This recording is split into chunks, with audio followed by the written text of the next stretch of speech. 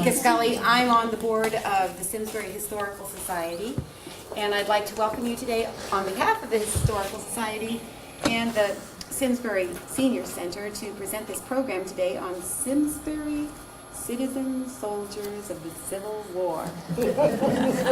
She did it right. It's the 150th anniversary of the Civil War, so we have put together a few programs to commemorate that. This was our first one that we ran in June, and we thought we'd run it again for the benefit of the Senior Center and to also film it. And our second program on the Civil War was baseball during the Civil War, and we have a third one coming up, which is in September 22nd. It's a musical program, The Greatest Hits of the Civil War, and we'll be doing that in our ballroom upstairs in the Phelps Tavern. So if you're available that day, come have a look. Let's see, the Civil War affected many families and many aspects of many towns, and Richard Dick Meyer is going to tell us today a little bit about how the Civil War affected two families in Simsbury. So without much further ado, I'll turn it over to Mr. Meyer. And here he is now. Okay, looks like everything is working. You like the alliteration of the title, Simsbury Citizen Soldiers of the Civil War. Alliteration.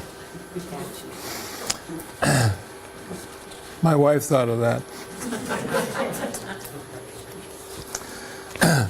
Well, this is, as Ika said, this is the 150th anniversary last April of the Civil War, which started in 1861.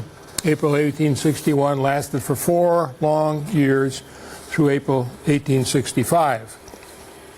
And so we're going to tell a couple of stories today about people from Simsbury that went and joined and volunteered for fighting in the Civil War. Now, we could ask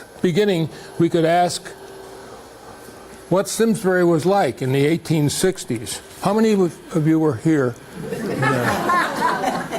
I was. I'm a lot older than you think.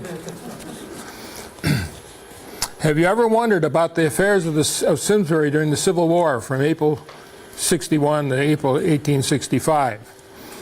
We don't have many specifics about the conditions in town at the time, but we do know that there was a serious interruption to this primarily agrarian community. The town had a population of only 2,400 people, actually 2,410. That's not many, and it was very rural, of course. There were many farms, this being the principal occupation, but there were also industries such as the Toy Bickford Company, several creameries, there was a saw and a grist mill, there were textile mills, a turpentine business, and a distillery or two. Now, you have to have a distillery, don't you? That kept everybody happy. Rumors abound, especially with the abolitionist publication of the propaganda such as Uncle Tom's Cabin, written by Harriet Beecher Stowe, who Lincoln blamed for starting the Civil War. The Southerners ground their teeth when they were depicted as an evil society. Now, 10 days after the Confederates fired on Fort Sumter, South Carolina, that's Charleston, South Carolina, a Simsbury town meeting was held to consult with reference to the present crisis in our international affairs. The meeting at once appointed a committee of 5 to receive and distribute funds for the benefit of those who would enlist in the defense of their government. On that day, 9 Simsbury men volunteered for service, and volunteer subscriptions in the amount of $1,100 were distributed among them and their families. Until a draft became necessary in August of 1863, the town frequently voted to pay a bounty of $100 to each man who would enlist for a term of up to 9 months. But it must have been difficult to endure those early years of the war with so many young men gone off to wage battle between the Union and the Confederacy.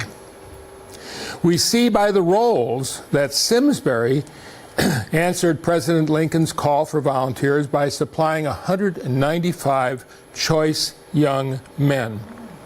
There were 172 privates, 11 corporals, 6 sergeants, 2 musicians, 1 second lieutenant, 1 captain, 1 major, and 1 assistant surgeon. Now listen to this.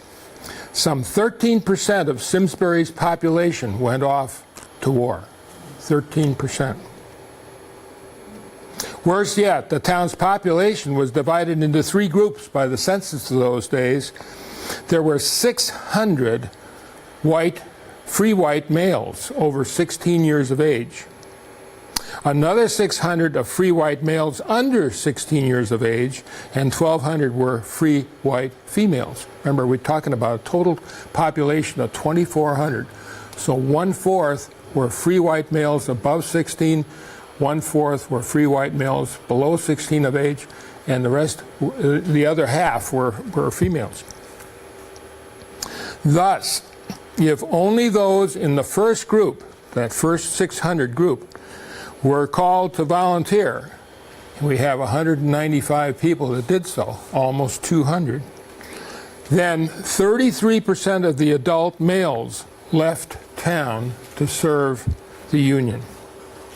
33%, 1/3 of all the eligible free white males left to serve the Union. That created a problem for the women who were left behind, since they then had the responsibility to raise their family and the crops as well.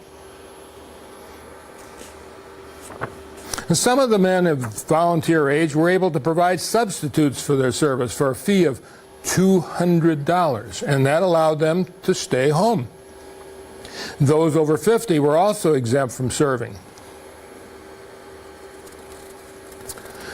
It can be imagined that this feeling escalated. The feeling of staying home and being a substitute, the feeling escalated in town during the war when the young men were brought home to their last resting place in Center Cemetery, or when the mail brought bad news from their volunteer friends in the field. The writings of these men tell of arriving as a battle was about to begin. Their regiment had been given uniforms but no guns. Guns were received on the day of the battle, and most men did not know how to use them. They had no drills. They couldn't get replacement uniforms or shoes. They write of there being a foot of snow on the ground, but it soon melted and turned into mud, and there were lots of bugs. 1 small stick of wood was given each man per day for a fire to cook with. Men died each night of exposure.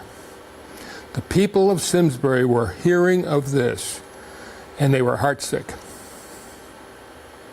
Of the 195 men from Simsbury who went off to war, 37 men died, and they're all honored and remembered on the Civil War Memorial across from what's now Abigail's Restaurant. And here's a picture of that monument.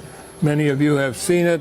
If you haven't gotten a close look at it, you should go look and read the inscriptions on the side of the monument. It's quite beautiful. There are a lot of these monuments in Connecticut, and a lot of the towns dedicated those monuments to their fallen soldiers. And then later on, through the good offices of Mary Glassman and some good volunteers like Paul Dublack and Bob Gilbert, they created another monument which labeled all the, which gave the names of all the soldiers who died by name and their rank.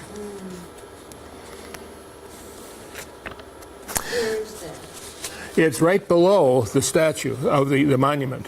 You go there, and just below the monument is this plaque. It's very interesting. Very interesting. And a lot of town names here. You'll see the Case name,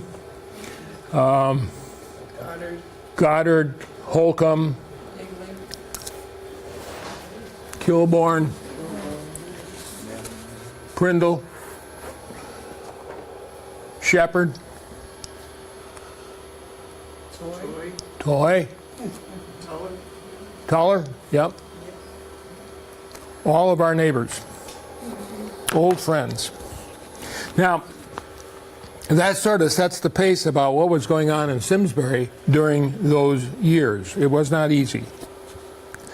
And I want to tell you now about two men who volunteered their services to the Civil War.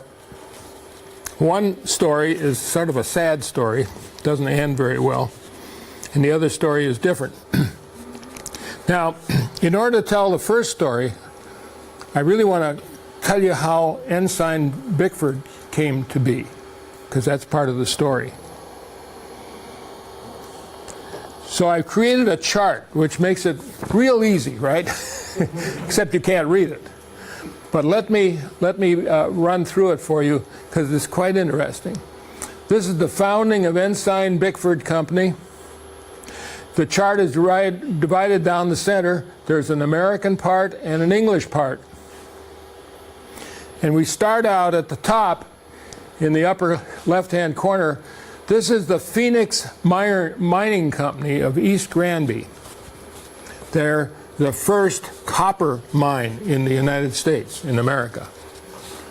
It's where the Newgate Prison is located. The Newgate Prison was used as a Tory prison during the Revolutionary War. And then in those days it also was a mine before it became a prison. But then it reverted back to mining. Now there's a fellow by the name of Richard Bacon, and he's running that show in East Granby. So he's a supervisor of the mining operation. He has a problem, though. The problem is that his men go down into the mine, which is like a tunnel, isn't it? So you go down into the mine, down into the tunnel, and you get to the face of the mine, and that's where the ore is, except it's all stuck in rock. So you have to blast the ore out of the face of the mine. How do you do that? What they were doing is they were drilling holes in the face of the mine, packing the holes with black powder, propyl nitrate powder, which is volatile, gunpowder. Now, so you got multiple holes in the face of this mine. It's all packed with black powder. Question is, how do you set it off? Because it's volatile. It goes bang. Well, you have to set it off with a fuse of some kind. And what they were using was bird feathers, quills, hollow quills. What they would do is pack the hole full of gunpowder, stick the bird feather into the black powder, which was maybe that long. If you use a crow or something like that, big bird, chicken, and then you set the quill on fire, which would then burn slowly until it got to the black powder, and it would go bang, like that. Everybody awake? Oh, yeah. Well, the whole idea, of course, was to get out of the tunnel, out of the mine, before it went off, right? That could do you some damage. Picture the mine shaft, the tunnel, if you will, and the face of the mine like a cannon. So here you're sending men down the barrel of a cannon, all the way down to drill holes in the face of the cannon, the breech, packing it full of gunpowder and setting it off. Now, you probably have trouble getting insurance, wouldn't you? That's a dangerous job. Very dangerous. And Richard Bacon was suffering with the problem of losing his men to these blasts. They couldn't get out fast enough. You know, the mine was deep, and they had to run like hell to get out of there before it went off.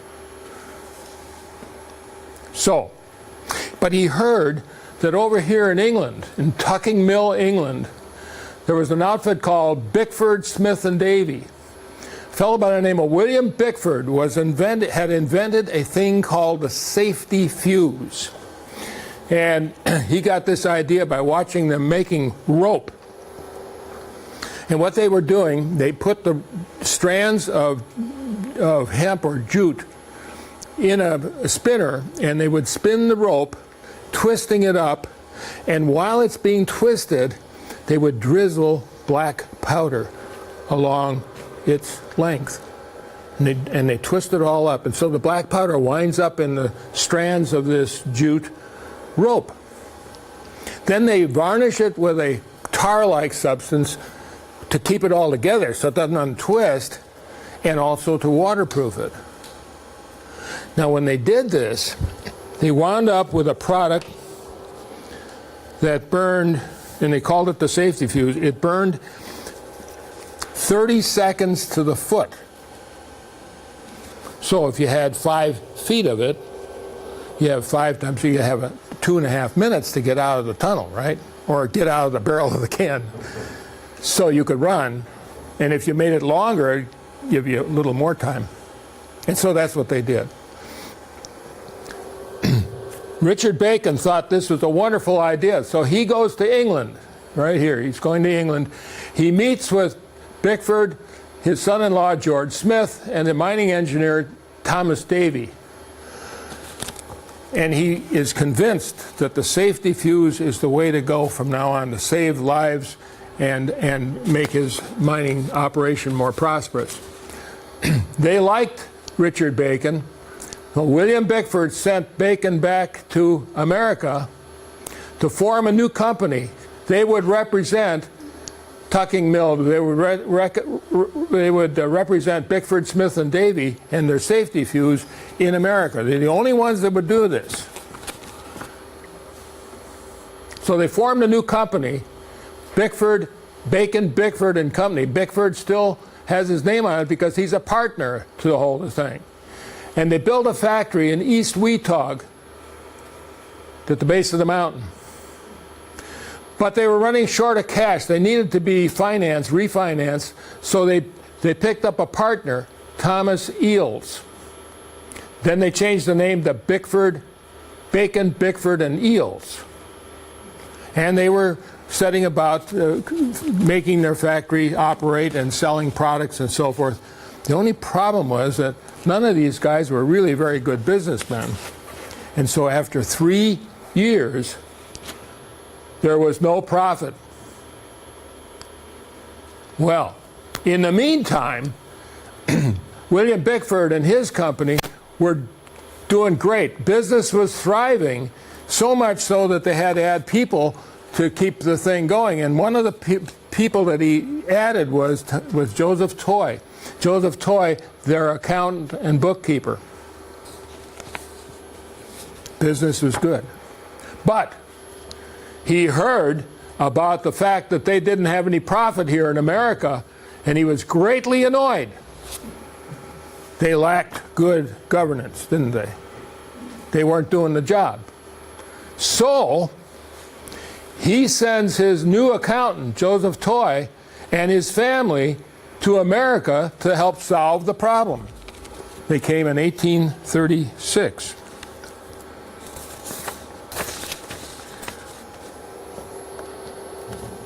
And there's a picture of our friend Joe Toy, the entrepreneur who's come to East Weetog.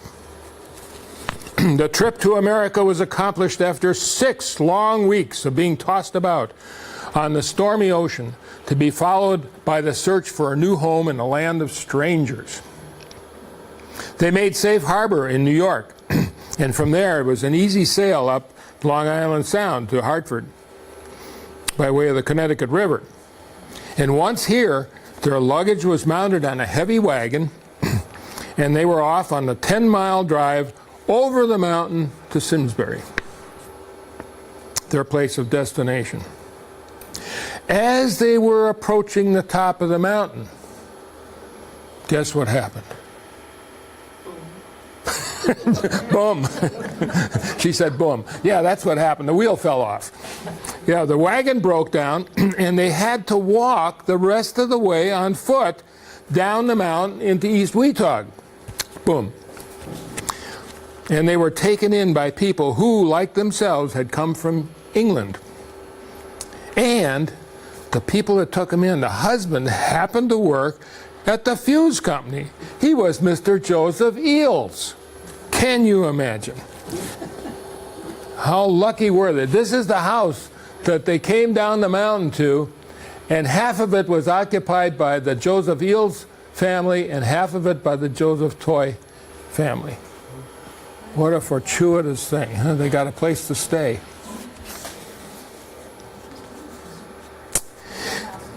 Is that house still standing? Yes. Yes. Who said yes? Where is it? I went up and down the street looking for that house, but you know, things have changed now. This is only 150 years ago. Going down East Wheatar Street past the fruit stand. Past the fruit stand. Yeah, then it's one of those houses that's on the right-hand side. Yeah. Which side of the street do you know? On the right. Going towards Simsbury. Towards Hartford. Oh, toward Hartford. Okay. So it's on the...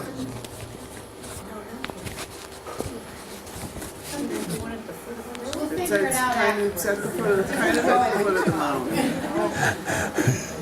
Well, yeah, we'll have to debate that a little later. It's been refurbished. It's Yeah, well, I'm sure. It doesn't look like it did now. That's the first toy house. Now, then his family grew, and he finally wound up with 5 kids, and he had to have a bigger house. So that's the next house that they owned. I haven't been able to find that one either. But let's see what happened when they got to America. Here he is, Joseph Toy, age 28, comes to America to solve the problem in 1839. Well, what happened then? Well, first of all, he shared the home with the Eels family. Then he bought another home, or built another home, which is now called the Ann Toy House, I believe. But then, in 1842, Thomas Eels ups and leaves the company. Maybe he was the problem, huh? We don't know. Then in 1851, the East Weetog plant burned down because of all the black powder, I'm sure. It's a wood frame building. And then Richard Bacon leaves the company. Well, who does that leave? It left Joseph Toy to be named principal of the company, and they changed the name to the Toy Bickford Company. Aha, Bickford's still there because he's still a partner, you see.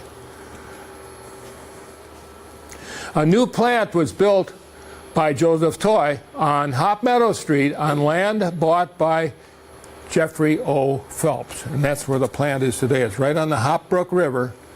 So they have water power. They got a water wheel, and they've got motive power so that you can turn the machinery.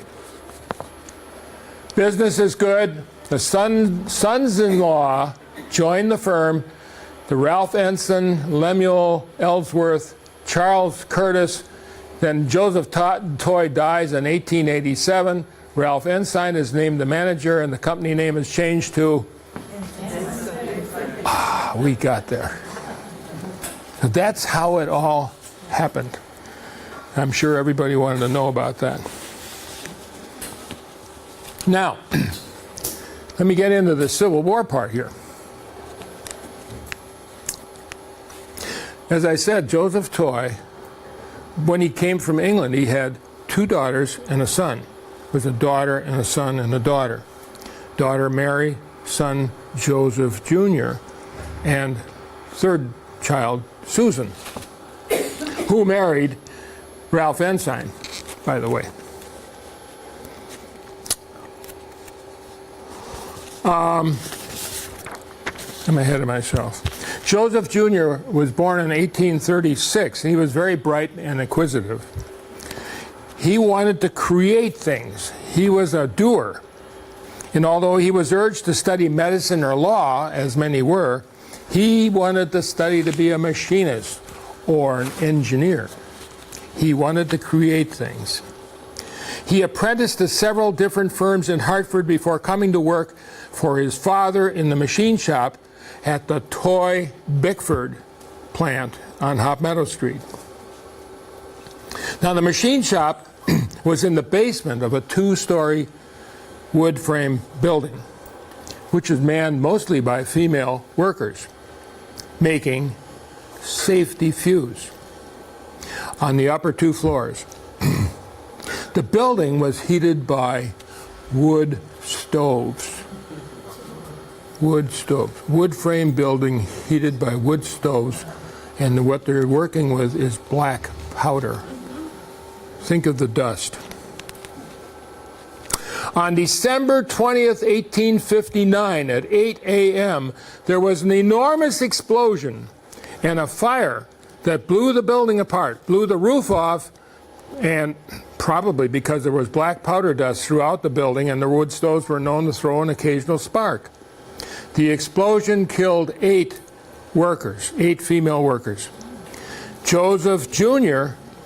was downstairs in the machine shop, in the basement, and he was buried beneath a mass of fallen timbers because the first floor blew down into the basement. The roof blew off, but the first floor blew down.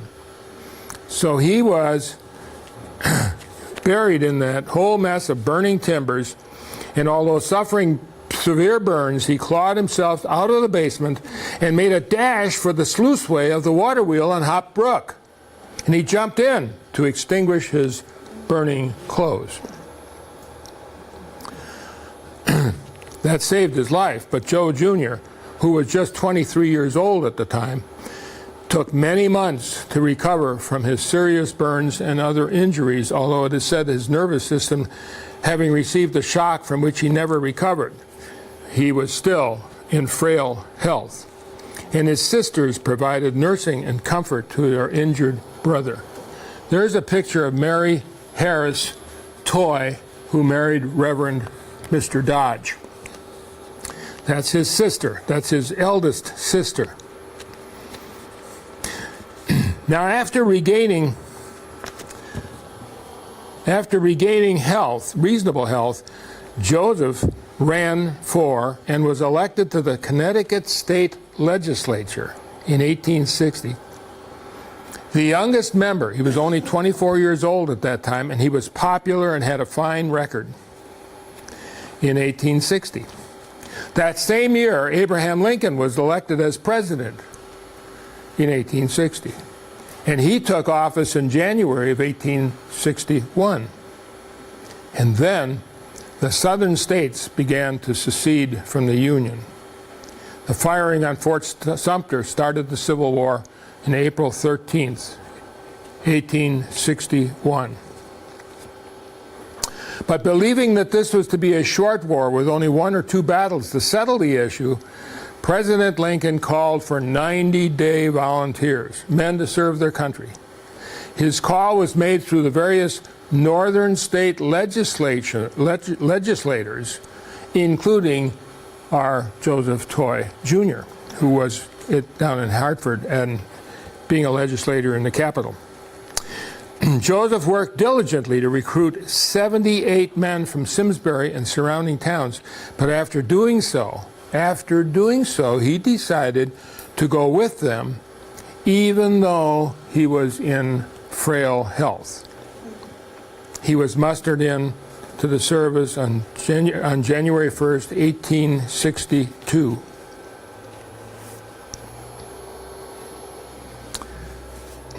They were all assigned to Company H of the 12th Regiment, Connecticut Volunteers, the Charter Oak Regiment. Now, the regiment numbered 1,008 men, and regiments in general had about 1,000 men per regiment. He was in the 12th Regiment, which then makes you think that there must have been 12,000 men who had volunteered for service with the Union, and that's true. Well, the men all liked Joseph, and he was a nice man, and he was a smart guy, and so they made him their captain. In those days, when you were a volunteer, that wasn't like the regular army. You were voted into office because you were popular. They loved him, and so they voted him to be their captain. Didn't work that way in the regular army. The regiment trained at their encampment in Hartford. It was customary in those days for officers of the military, officers now, to supply their own weapons. Now, there's a difference between officers. He's a captain, okay? There's lieutenants and captains and majors and so forth, colonels. They are not supposed to carry muskets, long guns. It's the foot soldier that carries the big muskets. And they march. They don't ride on horses or anything like that. They walk. And they carry these heavy, heavy muskets. But not officers. Officers usually carry a pistol, a sidearm, and a sword. The sword being used for leadership. You hold the sword up and everybody can see it. And it glints in the sun. It's a leadership symbol. It's a staff, if you will.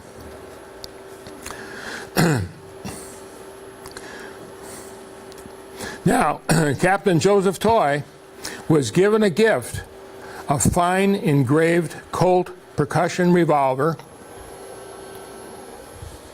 in a box, in a case, if you will, and on the back strap. Now, the back strap of the revolver is this piece of metal that comes around the back of the grip, goes around here, and then underneath, tucks underneath the grip. So this whole thing is known as the back strap of the revolver. And on the back strap, it's engraved, presented to Captain Joseph R. Toy by his friends at the Phoenix Iron Works, Hartford, Connecticut, January 1st, 1862. The Phoenix Iron Works is a subsidiary of the Phoenix Mining Company of East Granby. The mining company in East Granby was a copper mine, but this is the Phoenix Iron Works, which had their offices in Salisbury, Connecticut. And they were all customers of the Toy Bickford Company. They used their safety fuses, didn't they? See how that hangs together? Also given to Captain Joseph was a fine sword.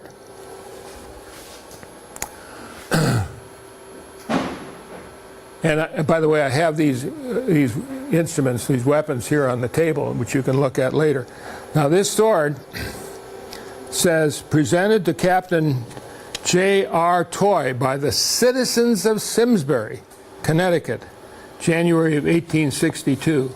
Notice it's all got all kinds of etching here, military etching, fancy here, a grip which is covered, it's wood grip covered with skate skin. Skate skin is rough so that you get a good grip on it. Skate skin, and then it's wound with a helix, a spiral of brass twisted wire. And all this is brass, and this is all etched. It's gorgeous. And there's the inscription. It says, presented to Captain J.R. Toy by the citizens of Simsbury, right here.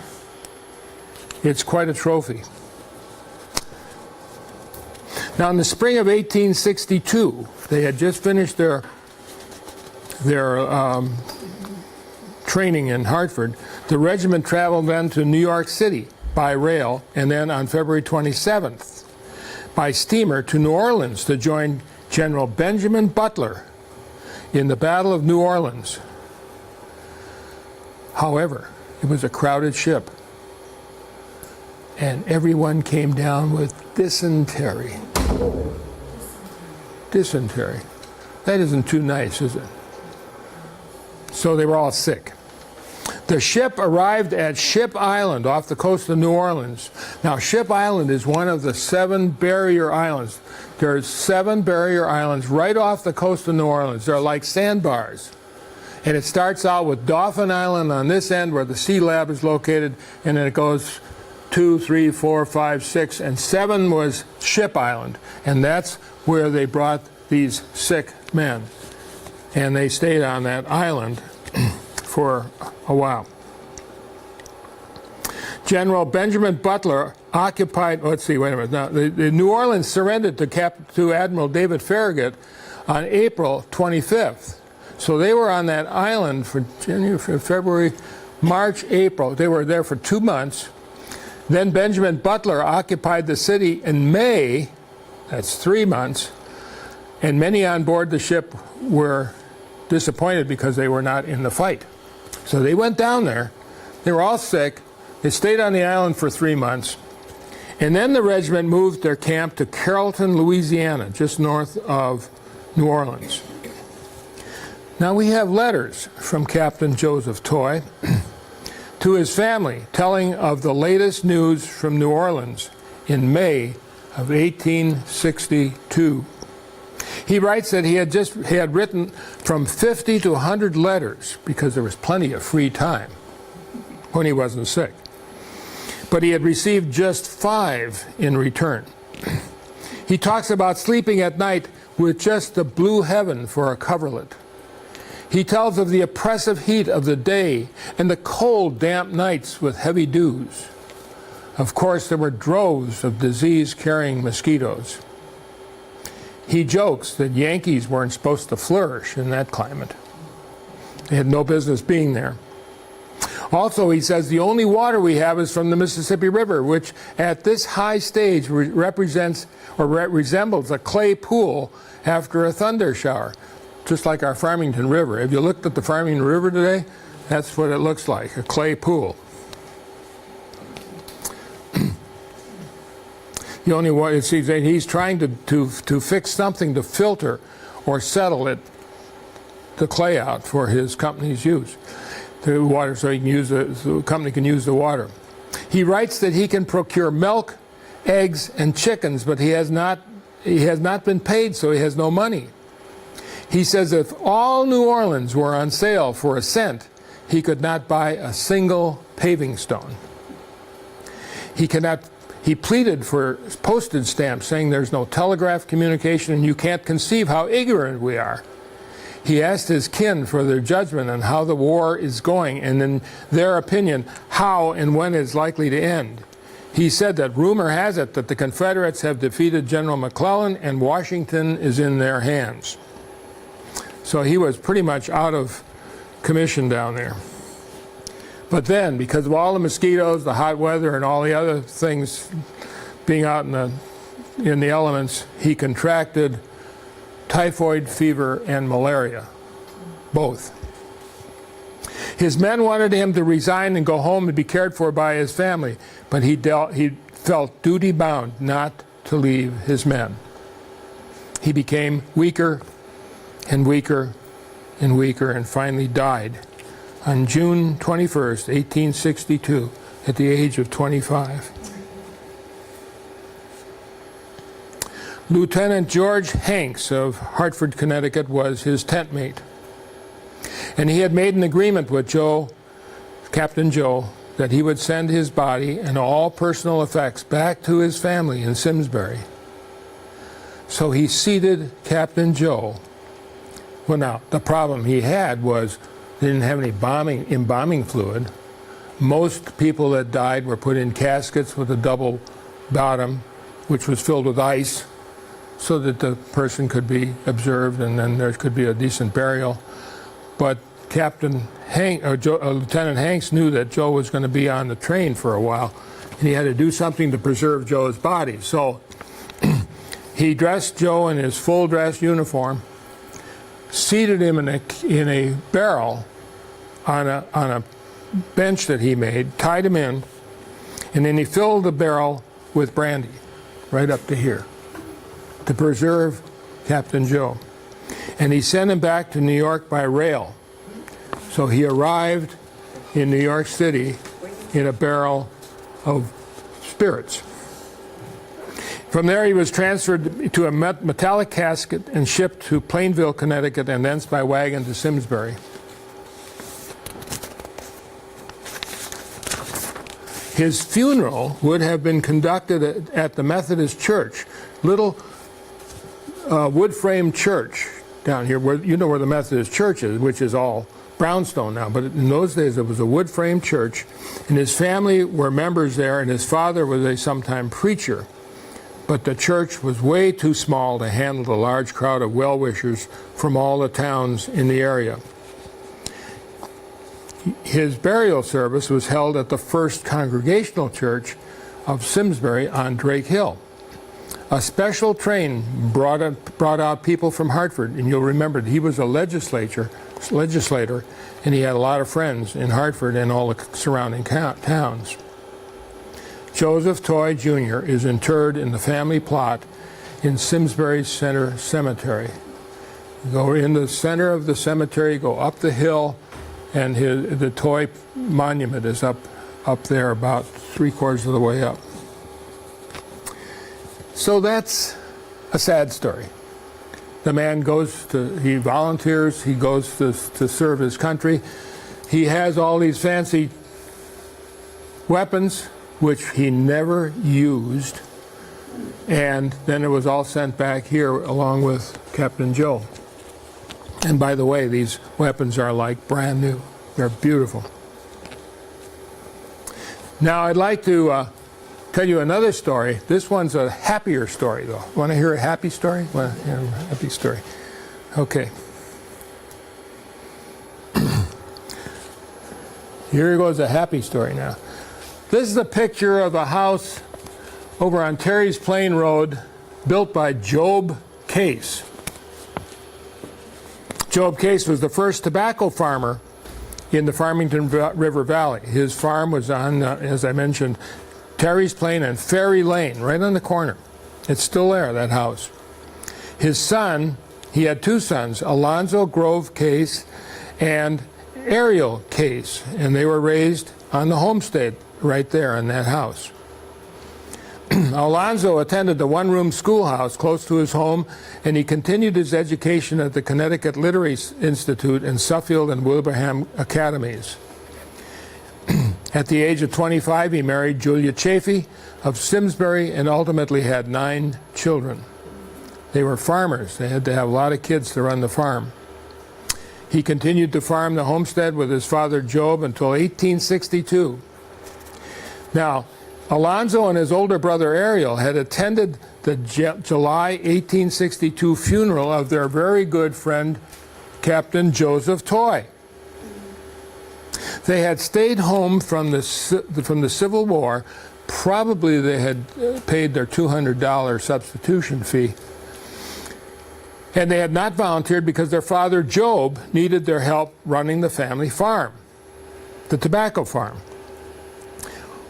However, their younger brother, Oliver, there were 3 brothers, Oliver was the youngest, he had previously volunteered and was mustered in September of 1861, serving as a private in Company B, the 8th Regiment Connecticut Volunteers. So at that point, in September of 1861, there were 8 regiments. That meant there were 8,000 men, compared to the 16th Regiment, or the 8th Regiment, rather. The 16th Regiment is where Alonzo joined. And there were 16,000 men then. So after attending the funeral of Joseph Toy, the Case brothers decided to volunteer their services in defense of their country, and their father would just have to get along without them. So Alonzo and his brother were mustered in on August 1862. Again, it's the 16th Regiment, where they had now had 16,000 men volunteering for the Civil War. The 16th Regiment trained in Hartford. Then they went on to New York City, then on to Elizabeth, New Jersey, and finally by train to Washington, D.C., and they camped in Arlington Heights, Virginia. The regiment was issued muskets and tents. The regiment joined Union General Ambrose Burnside, the Army of the Potomac forces at Sharpsburg, Maryland, under General George McClellan, and they went into battle at Antietam Creek against Robert E. Lee. They massed behind stone walls. They entered the fateful cornfield, and there we met a terrific volley of musketry, and the slaughter was appalling. Men fell by the score. Alonzo Case was hit by a bullet during the battle. It had gone through his haversack. A haversack is like a backpack that you wear on your back. It had gone through the haversack and was stopped by his leather belt. so he merely had a flesh wound. He was very, very lucky. After the Battle of Antietam, Alonzo and Ariel, his brother, went looking for their other brother, Oliver, the younger brother, and they found him sitting dead under a tree on the battlefield. And they buried him in a shallow grave and notified their father, Job, as to where Oliver was interred. Well, right after the Battle of Antietam, in September, that same month, Abraham Lincoln took the opportunity to issue his Emancipation Proclamation, which was a clever strategy designed to free the slaves of the seceding states and bankrupt the southern plantation owners of those states. If all the slaves were freed, now Lincoln didn't have any legal right to do this, but he was trying to appeal to the slaves to run away. In that way, the southern plantation owners would have no manpower to run their business, and they would be bankrupt. So that was a kind of a clever political maneuver on Lincoln's part. In December of 1862, the Connecticut 16th crossed the Rappahannock River during the Battle of Fredericksburg under General Ambrose Burnside. The Confederates won. They had 12,000. The Union had 12,000 men against 5,000 Confederates. General Burnside was then relieved of his command and was succeeded by General Joseph Hooker. As a result of his bravery, leadership, and decorum, Alonzo Case was promoted to be a second lieutenant on January 13, 1863. And thereafter, he received a sword inscribed Lieutenant A.G. Case, Company E, 16th Regiment, Connecticut Volunteer. Now, it was probably sent by his family, and there's a picture of his sword with the inscription on the scabbard. And I imagine that Ariel got one too, but we don't know anything about that.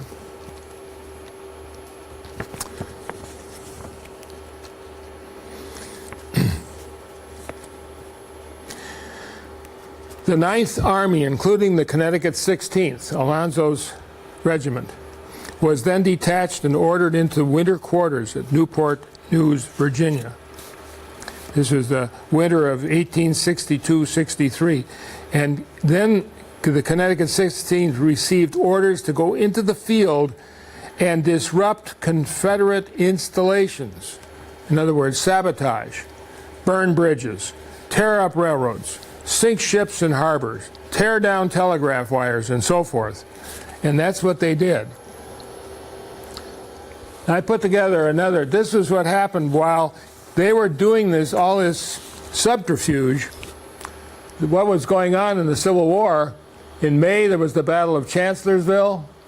Then in May 22nd, Alonzo was promoted to first lieutenant. Ariel was promoted in July to second lieutenant. In July 1st through 3rd was the Battle of Gettysburg. July 4th was the siege of Vicksburg being over. The Battle of Chickamauga was in September. Lincoln's Gettysburg address was November, and the Battle of Chattanooga was in November also. He spent the whole year doing sabotage to the Confederacy. Then on January 21st, the Connecticut 16th gets its orders to occupy the town of Plymouth, North Carolina. Now, the town of Plymouth had already been won by the Union forces, and these guys were ordered to go down there and take it over and free up more troops. So they did. They went down to North Carolina, Plymouth, North Carolina, and they occupied the town.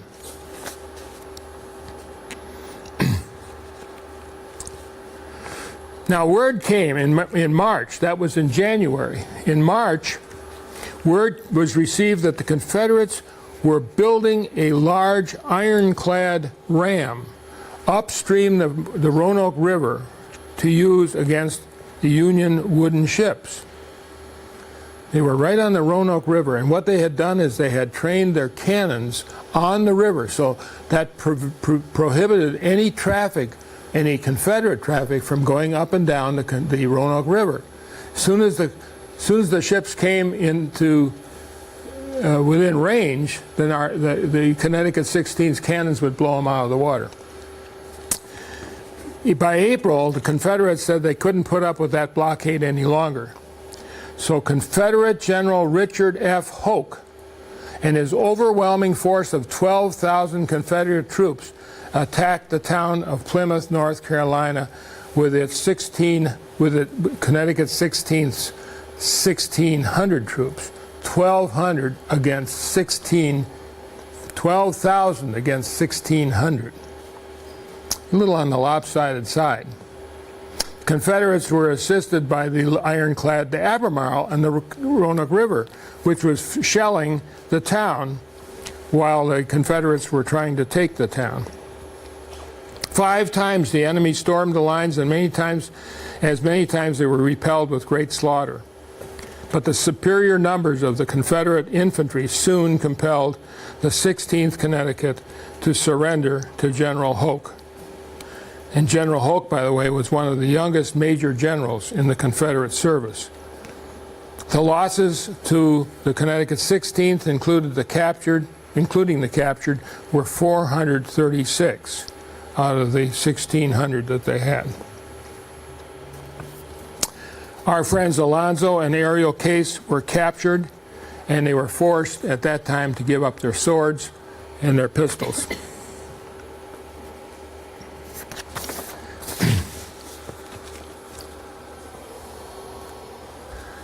Now, while they've been captured in April, then the officers were sent to Macon, Georgia, the prison camp in Macon, Georgia, but the privates and the non-commissioned officers were sent to Andersonville. You know, everybody's heard about Andersonville.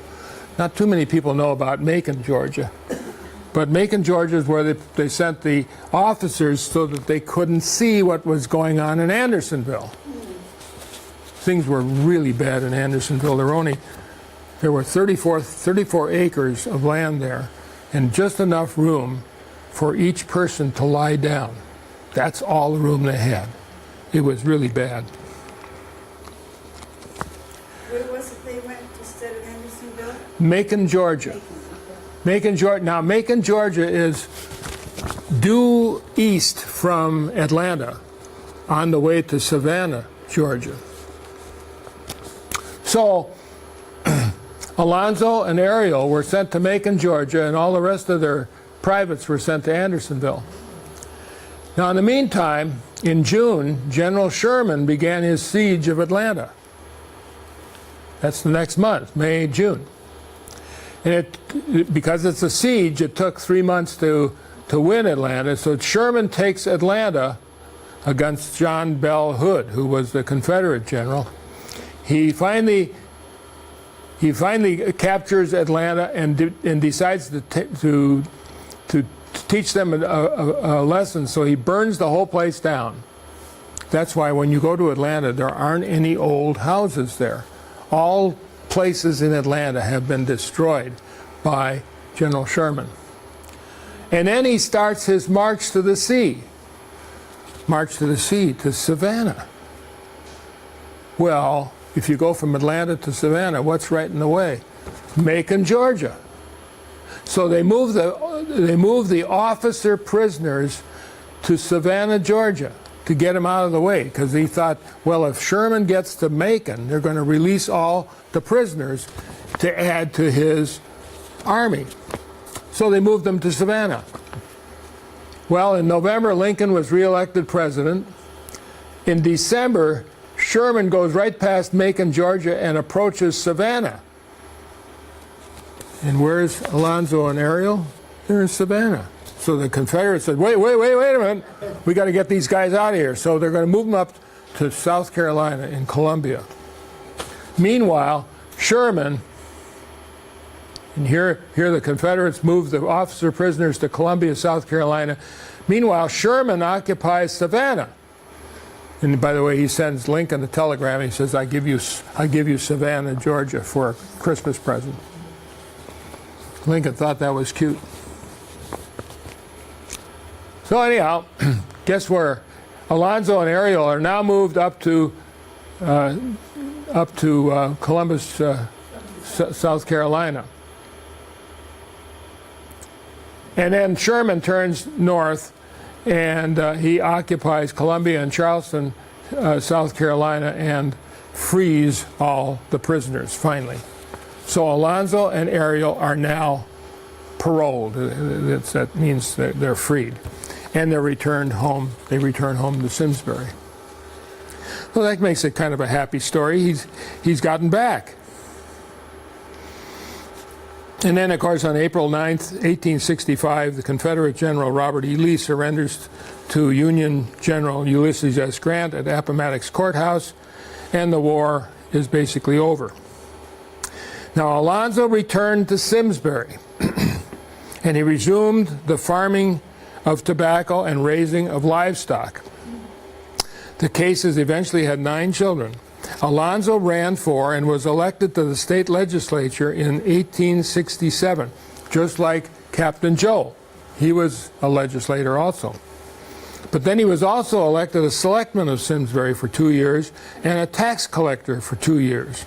And here's a picture of our friend Alonzo Grove Case. Is he the tax collector? I'm sorry? And was he the tax collector?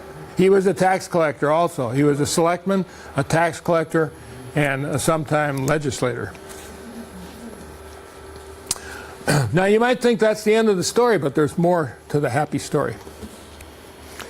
So Alonzo is out on his farm in 1887. What happened to Ariel? We don't know. He came home. He was also a farmer, but we don't have much information about Ariel. But he did come home, and maybe he worked with Alonzo. We just don't know. We don't have any information on Ariel. He was the older brother. But we do know a lot about Alonzo.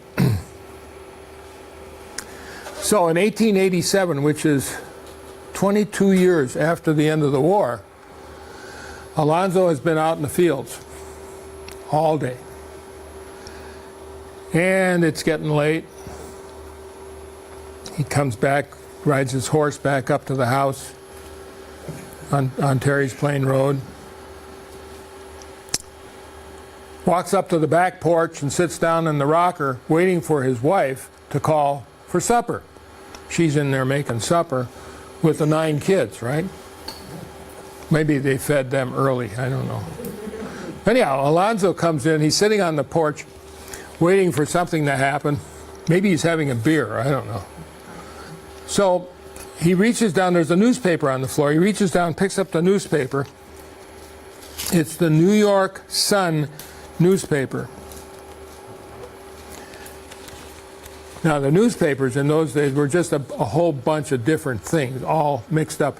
And one of the things on the front page was an ad. And the ad says, "A sword for Lieutenant Case or his relatives." It's a letter to the editor of the Sun, and he says, the man that writes this says, "Sir,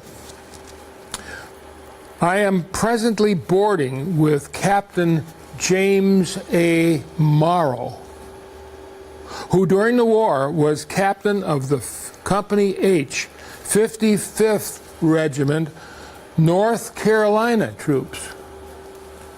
Captain James A. Morrow, captain of the 55th Regiment, North Carolina troops. He is now in his possession a sword captured at the Battle of the Wilderness, bearing this inscription on the scabbard: Lieutenant A.G. Case, Company E, 16th Regiment, Connecticut Volunteers. Captain Morrow will cheerfully return the sword to Lieutenant Case's nearest relatives if he can obtain their address. And it's signed H.T. Harvey, which is a confidant of Captain Morrow's, in Clarksville, Virginia, September 19th, 1887. Alonzo can't believe it. He reads that again. He says, my God, that's my sword.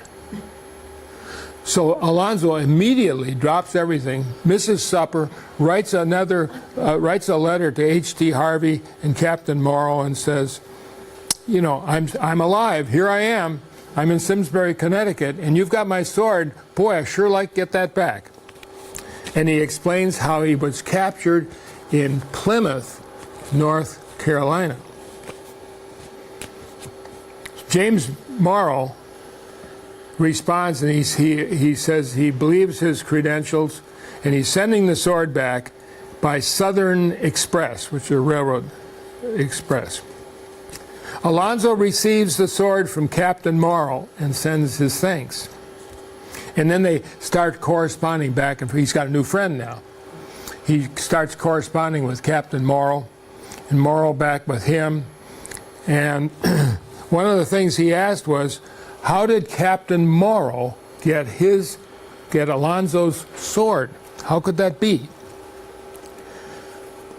Then Morrow explains this. Private James Morrow was not at the Battle of Plymouth, North Carolina, where Alonzo was captured. He wasn't there. Morrow joined the 12th North Carolina Volunteer Regiment in 1861, right when the war started, as a private at the age of 19. After his enlistment was up, he then joined the 55th North Carolina Regiment under A.P. Hill, and then joined the 55th, and then the 55th joined the Army of Northern Virginia a few days before the Battle of the Wilderness in May of 1864, a month after Alonzo had been captured. The Battle of Plymouth was in April 17th. The Battle of the Wilderness was May 5th. So Captain Morrow wasn't at Plymouth. He was at the Battle of the Wilderness. Morrow was in the first day's fight at the Battle of the Wilderness, and he was one of only 7 men to survive. They lost over 900 men, but not Captain Morrow. His colonel then told him he had earned a commission and was promoted to first lieutenant in the field. At that point, he was given, he says, you need a sword and a pistol. There's a whole wagon load of swords over there. Go pick one out. So he picks out Alonzo's sword. Later on, he was promoted to captain. So he became Captain James A. Morrow. And he carried Alonzo's sword through the rest of the war, which is just remarkable. Now, that's a pretty happy story, but there's even more. Don't go away. In May of 1992, a Mr. and Mrs. Lyndon B. Ward, Linton, L-I-N-T-O-N, Linton B. Ward of Richmond, Virginia, arrived in Simsbury at the Simsbury Historical Society to view the case sword. Now, who are these people? Mrs. Ward is Dorothy Morrow, maiden name Dorothy Morrow, and is Captain James A. Morrow's great-granddaughter, who they were interested in the case sword, and then I introduced them to Mrs. Harriet Bidwell, who lived in the governor's house there here in Simsbury, and Mrs. Bidwell was Alonzo Case's granddaughter. So we had the 2 women photographed holding the sword that each of their forebears found. Here's a picture of Mr. and Mrs. Linton B. Ward, and I'm showing him the sword, Alonzo's sword, and then later on we got them together with Harriet Bidwell,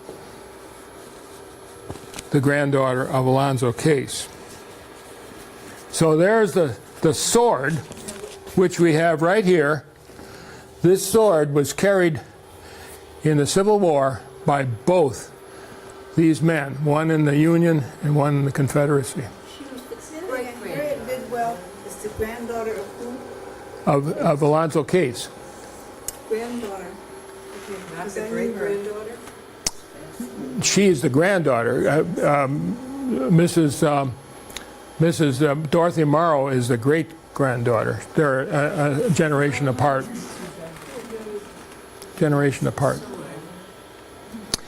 Well, you'd be happy to come up and look at these weapons. They're all here. You can look at them, but don't touch them. I don't want anybody to get hurt, nor do I want anybody to stain them. So that pretty much concludes what I had to say about the citizens, soldiers of Simsbury. Kind of a neat story, isn't it? That's a story that has to be told. Yep.